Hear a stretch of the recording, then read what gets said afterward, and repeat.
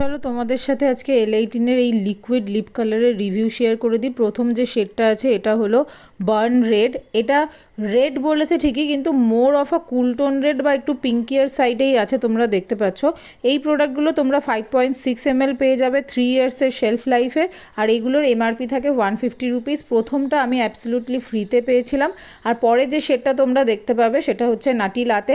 এই শেডটা আমি পেয়েছি 135 রুপিজে, তো ডিসকাউন্ট তোমরা পাবে। আর এই যে দেখতেই পাচ্ছ, এটা কিন্তু স্মাচ প্রুফ একদমই নয়, কিস প্রুফ, কারণ পুরোপুরি ট্রান্সফার হচ্ছে না।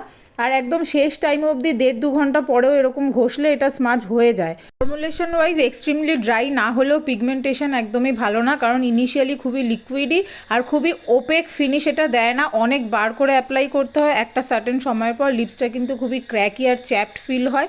আর তোমরা খাওয়া দাওয়া করলে ডেফিনেটলি এটা সরে যাবে, খুবই আনইভেন একটা ফিনিশ। এই রেঞ্জে বাইরে অন্যান্য প্রোডাক্ট ভালো পাবে।